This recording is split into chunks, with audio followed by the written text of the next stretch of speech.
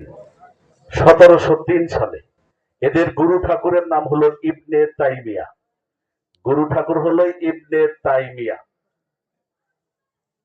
উনি ওনার ভিতরে, মানুষের ভিতরে দুইটা জিনিস থাকে, একটা হলো ইলম অর্থাৎ জ্ঞান, আর একটা হলো আক্কাল, যেটাকে আমরা বলি আক্কেল নাই, আকল। আকল এবং জ্ঞান, প্রত্যেকটা মানুষের জ্ঞান শক্তি বেশি, আকল শক্তি জ্ঞানের চাইতেও বেশি। এটা আল্লাহ প্রদত্ত, জ্ঞানের চাইতে আকল বেশি। কিন্তু ইবনে তাইমিয়ার ক্ষেত্রে আল্লাহ পাক উল্টা করে দিয়েছিলেন, অর্থাৎ তার আকলের চাইতে জ্ঞান বেশি দিয়েছিল বলে তিনি উল্টা পাল্টা বকাবকি শুরু করেছিলেন। তার মধ্যে অন্যতম আকিদা ছিল ওলি আল্লাহ বলতে কিছু নাই, নবী রাসূলরা ভুল করতে পারেন, সাহাবাদের এত সম্মান দেওয়ার কিছু নাই, আল্লাহ পাক সাকার অর্থাৎ তার আকৃতি আছে, এই সকল। এবং হজের সম্পর্কে বলেছেন বাড়ি থেকে নবীর রওজা জিয়ারতের উদ্দেশ্যে যাওয়া হারাম, কোন রওজা জিয়ারত করতে যাওয়া, নিয়ত করে যাওয়া সেটা হারাম। এই সকল আকীদা, এরকম 17টা ভ্রান্ত আকীদার প্রচারক ছিলেন এই ইবনে তাইমিয়া। এবং সেই আকীদা থেকেই আজকে এগুলোর বিপক্ষে অবস্থান নিয়েছে, শানে পাক পাঞ্জাতনের বিপক্ষে অবস্থান নিয়েছে। ইন্টারনেটে সার্চবেন ইবনে তাইমিয়া কে ছিলেন, তার কি সমস্যা, এটা বেরিয়ে আসবে। 1703 খ্রিস্টাব্দে আব্দুল ওয়াহাব নজদি এটাকে আরো শক্তিশালী করেছেন। আপনারা জানেন তার নেতৃত্বে রাসূল করিমের রওজা 3 বার ভাঙা হয়েছে, 3 বার। যিনি লাঠিতে ভর করে দাঁড়িয়ে দাঁড়িয়ে বলেছিলেন যে এই মুহূর্তে যে এখানে ঘুমিয়ে আছে তার চাইতে আমার লাঠির ক্ষমতা বেশি, নাউজুবিল্লাহ।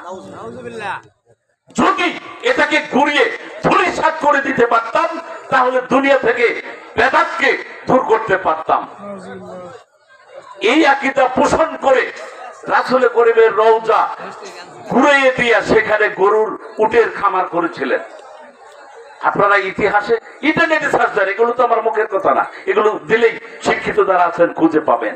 কাজেই এগুলো নিয়ে বিভ্রান্তি ছড়াবার কিছু নাই।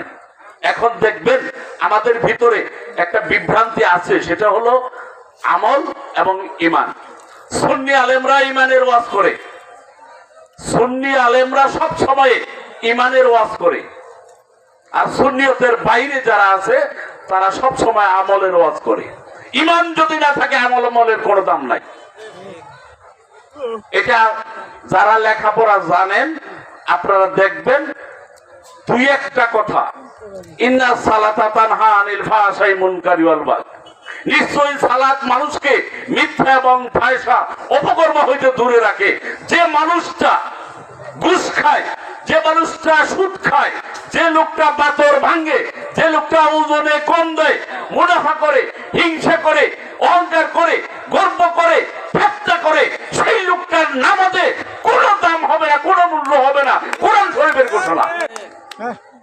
যদি এত সুস্পষ্ট আয়াত থাকা সত্ত্বেও আমলের ওয়াজ বারবার করে, আমলের কথা বলে সারা বাংলাদেশটাকে এমন ভাবে বিভ্রান্তি ছড়াইছে, এটা আমাদের কি আর বলবো, এটা ব্রিটিশদের একটা চক্রান্ত, ব্রিটিশদের একটা চক্রান্ত, খ্রিস্টানদের একটা চক্রান্ত এই প্রয়োজনটাকে ঢুকিয়ে দিয়েছে।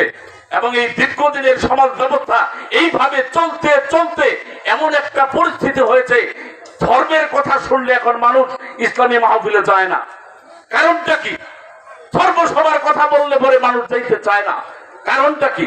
কারণ একটাই, সেটা হলো পুঁজিবাদী সমাজ ব্যবস্থার অন্যতম নিয়ামক হয়ে গেছে সত্যি কথা বলে না, ধর্মসভায় সত্য কথা বলে না, সত্যের পক্ষে যে কোরআনের আয়াতগুলো আছে সে কথাগুলো বলে না, মানুষকে বিভ্রান্তি করার জন্য, পুঁজিবাদী সমাজ ব্যবস্থাকে উস্কিয়ে দেওয়ার জন্য এবং গ্রহণ করার জন্য, এই ব্যবস্থাকে কায়েম করার জন্য সেই পক্ষের আয়াতগুলি শুধু ব্যাখ্যা করে থাকে। তাই যদি হতো সালাতের অর্থ কি, নামাজের অর্থ কি, এটা ব্যাখ্যা কোন আলেম কেন করছে না? শুধু নামাজের কথা বলে, নামাজের ভিতরকার কি? এটা কেন বলে না? সালাতের অর্থ হলো নিজেকে পরিশুদ্ধ করে সৎ পথে চলা, সৎকর্ম করা। কিন্তু একজন মানুষ কখনোই সৎকর্ম পাশাপাশি অপরাধ করতে পারে না। ওই লোকটাই সালাতি হবে, ওই লোকটাই সালাতি হবে। এবং যার হাত থেকে মানুষ নিরাপদ, তার জবান থেকে মানুষ নিরাপদ, দুইটা জায়গা থেকে যদি মানুষ নিরাপদ থাকে তাহলে তার সালাত হবে, নইলে হবে না। তার জবান এবং অর্থাৎ জিহ্বা এবং হাত, এই দুইটা জায়গা থেকে নিরাপদ থাকতে হবে। কিন্তু আমরা তো এই বয়ান শুনি না আলেম ওলামাদের কাছ থেকে। আমরা যদি শুনতাম তাহলে অবশ্যই মানুষ হেদায়েত প্রাপ্ত হতো। এই যে শীতকাল শুরু হয়েছে, শীতের দিনে এমন কোন রাত্রি নাই, প্রত্যেক আমাদের এই ইউনিয়নে যদি হিসাব করেন কমপক্ষে 20টা মাহফিল হচ্ছে। নেতারা তো বেশি জানে, দাওয়াত পাইতে পাইতে টাকা দিতে দিতে হরানোর জায়গা দিব কত। বাড়ি থেকে যখন বের হয় কমপক্ষে 10টা মাহফিলের টাকা নিয়ে তারপরে বাইরে হয়, মাহফিলে দিতে হবে। শুনেছেন কখনো কোন আলেম চুক্তি ছাড়া কোন জায়গায় বয়ান করার জন্য আসে? বয়ান শুধু করবে চুক্তির পক্ষে, বিপক্ষে কোনোদিনই করবে না। ইসলাম তো চুক্তি ভিত্তিক না। ইসলাম কখনো ফকিরা বিদ্যা হতে পারে না। বিশ্বনবী, দয়ালুর নবী রাসূল করিম সাল্লাল্লাহু আলাইহি ওয়াসাল্লামের ইসলাম ধর্ম সর্বশ্রেষ্ঠ ধর্ম, রাজকের বিদ্যা।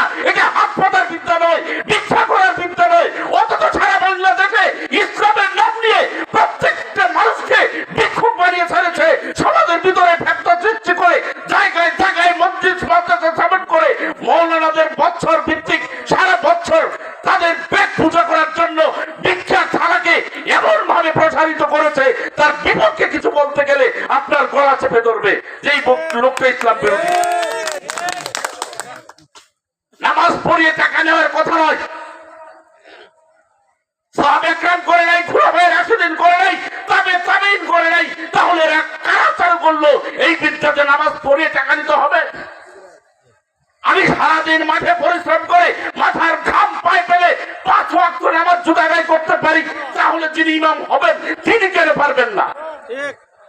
তিনি তো এই কাজটা করতে পারেন, এই দায়িত্ব তো আমার উপরেও। তিনি মুসলিম, আমিও মুসলিম, তিনি ইমামতি করবেন কেন টাকার বিনিময়ে? তাহলে আমাদেরকে প্রত্যেকটা মানুষকে ঘরে ঘরে নামাজের তালিম নিতে হবে, নামাজ শিখতে হবে, কোরআন তেলাওয়াত শিখতে হবে, সুন্নতের পক্ষে থাকতে হবে। ইমাম যদি অনুপস্থিত থাকেন আপনাকে ইমামতি করতে হবে, ইমাম যদি অনুপস্থিত থাকেন আপনাকে খুতবা দিতে হবে। এই ধরনের যোগ্যতা সম্পন্ন প্রত্যেক ঘরে ঘরে তৈরি করতে হবে। আর সেটা যখন আপনারা তৈরি করতে পারবেন, ইসলাম প্রতিষ্ঠা হবে, মানুষ হেদায়েত হবে, সমাজে থেকে বিশৃঙ্খলা দূর হবে, সুন্দর সমাজ ব্যবস্থা কায়েম হবে। এর বাইরে গেলে একটুও হতে পারে না। কাজে আপনাদেরকে মনে রাখতে হবে, সুন্নিয়তের পক্ষে থেকে সুন্নিয়তের মাদ্রাসা তৈরি করতে হবে। একটা সমাজ থেকে যদি 5টা আলেম থাকে তাহলে একজন উপস্থিত থাকবেই। ওই মসজিদে খুতবা দেওয়ার লোক থাকবে, ওই মসজিদে ইমামতি করার লোক থাকবে। কাজে আমাদেরকে এই সমাজ ব্যবস্থা প্রতিষ্ঠা করতে গেলে শুধু সত্যের পক্ষে থাকা ছাড়া আমাদের কোনো উপায় নাই। কাজে আপনাদেরকে অনুরোধ জানাবো, এখানে আমাদের শালিখা গ্রামে একটি মাদ্রাসা করার জন্য শুরু করেছে কাজ। সেখানে আপনারা অবশ্যই অনুরোধ করব, প্রত্যেকেই সহযোগিতা করবেন, সন্তান দিয়ে, বিবেক দিয়ে, বুদ্ধি দিয়ে, অর্থ দিয়ে, যে কোনো ভাবে পারেন সহযোগিতা করে সুন্নি মাদ্রাসা তৈরি করেন। সুন্নি মাদ্রাসা যখন তৈরি হবে আপনার সমাজ ব্যবস্থা সুন্দর হবে, এর বাইরে সুন্দর হতে পারে না। বর্তমান সমাজ ব্যবস্থা, বিগত দিনের সমাজ ব্যবস্থা দিন যত যাচ্ছে তত জটিল হচ্ছে। এই জটিলতা থেকে বের হওয়ার একটাই পথ, ইসলামের পক্ষে থাকা, ইসলামে আসা। আজকে দেখেন ইসলামের বিরুদ্ধে, আপনার আমার বিরুদ্ধে কেমন ভাবে শুরু হয়েছে। হিন্দু, বৌদ্ধ, খ্রিস্টান ঐক্য পরিষদ আছে কিনা? তাহলে হিন্দু, বৌদ্ধ, খ্রিস্টান তিনটাই মিলে যদি একটা বার পারে মুসলমান ব্যক্তি এক হয় না, কারণটা কি? কারণ হলো ফেতনা। কোথায়? চোখটা ডুবি আর গুল ডুবি। তোয়াল্লিন আর জোয়াল্লিন এনুবাজা, মিলাদ আর মিলাদের বিপক্ষে এনুবাজা, এই সকলের ফেতনার ভিতরে আমরা যুক্ত। এই কথা আমরা কেন বলি না? রাসূল করিম সাল্লাল্লাহু আলাইহি ওয়াসাল্লামের প্রধান সুন্নাত যদি হয় সত্য বলা, এক নম্বর সুন্নাত হওয়ার কথা সত্য কথা বলা। কারণ তাদের ভাষায় নবী করিম সাল্লাল্লাহু আলাইহি ওয়াসাল্লামের নবুয়ত প্রাপ্তি হয়েছে 40 বছর বয়সে, তাদের ভাষায়। আল্লাহু আকবার। অথচ তিনি মাত্র 4 বছর বয়সে আলামিন বিশ্বাসী উপাধি পেয়েছেন। ঠিক। তাহলে এটা তো তার নবুয়ত প্রাপ্তির বহু আগে, সালাত প্রাপ্তির বহু আগে আলামিন সত্যবাদী, এই সুন্নাত। তাহলে মুসলমানের ঘরে ঘরে যদি সত্যবাদীতে থাকতো তাহলে মামলা হতো না, মোকদ্দমা হতো না, বাতর নিয়ে ধাক্কা ধাক্কি হতো না, ভাইয়ে ভাইয়ে অংশ নিয়ে গুতাগুতি হতো না, চাচাই ভাতিজায় খুন মার্ডার হতো না, এই দ্বন্দ্বগুলো আপাতত থাকতো না, সামাজিক শৃঙ্খলা থাকতো। একটা সুন্নত মানলে সত্যবাদিতা, যেমন আজকে এখানে মনসুর আল চিশতির বাড়িতে ওরস হয়েছে, তার পরিবারের প্রত্যেকটা মানুষ এখানে উপস্থিত থাকার কথা, কারণ তার পূর্বপুরুষের আত্মার মাগফিরাত হবে, এখানে দোয়া হবে। যাই কিছু হোক না কেন, কার হৃদয়ের কান্না আল্লাহ পাক শুনবেন এটা আমরা কেউ জানি না। প্রত্যেকের জন্য কোনো না কোনো বাহানায় আল্লাহ পাক মাফ করে দিবেন, আমরা সেই আশা এবং সেই বিশ্বাস নিয়ে এখানে থাকার কথা। আপনারা দাঁড়িয়ে আছেন, একটু বসের জায়গা আছে, অনুরোধ করবো এখানে এসে বসেন, আমাদের ভালো লাগবে। আপনারা দাঁড়িয়ে থাকবেন, আমাদের মনে হইতেছে যে আমরা এই বেয়াদবি করতেছি, আপনারা দাঁড়াই রয়েছেন। আসেন, দয়া করে আসেন, আপনাকেও মরতে হবে, আমাকেও মরতে হবে। যেমন আপনার বাবা মরে গেছে, 3 মাস 4 মাস চলে যায়, শুক্রবার চলে যায়, একদিন কবরের পাশে গিয়ে সূরা ফাতিহাও পড়েন না, ইখলাসও পড়েন না, তওবা করেন না, দরুদ শরীফ পড়েন না। অথচ আপনার বাবা, আপনার মা, আপনার আত্মীয় স্বজন, চাচা ভাই বন্ধু, দাদা দাদি যারা কবরে শুয়ে আছে, তাদের জন্য প্রধান কাজটাই ছিল উপযুক্ত সন্তান রেখে দেওয়া, পূর্বসূরি উত্তরসূরি রেখে দেওয়া।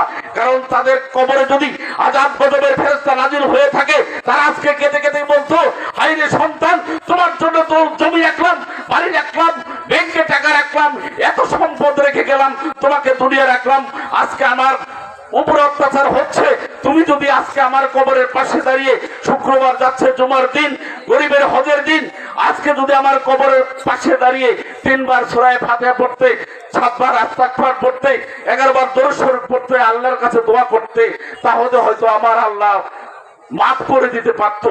আপনার প্রতিবেশী, আপনার মুরব্বীরা এইভাবেই কেঁদে থাকেন। কাজেই আপনাদের যা উচিত তা করতেই হবে, এর বাইরে না। যারা দাঁড়িয়ে আছেন, আপনার পূর্বপুরুষের জন্য এই আমলটুকুই যথেষ্ট। আমি অনুরোধ জানাবো, এই এলাকায় পরপর 4টা উরুস মাহফিল, প্রত্যেকের পরিপূরক। আজকের দিনের পরে রশিদ মামা আজকে নাই, এই সমাজের নেতৃস্থানীয় মানুষ ছিল, এলাকার নেতৃস্থানীয় মানুষ এবং ভালো মানুষ ছিল, ফেতনাবাজ লোক ছিল না, অত্যন্ত শ্রদ্ধা মানুষ ছিল, ভালো মানুষ, মিশুক ছিল। আমার দৃষ্টিকোণ থেকে বলছে, আমার সাথে খারাপ কোনোদিন হয় নাই তার সাথে। সেই লোকটা আজকে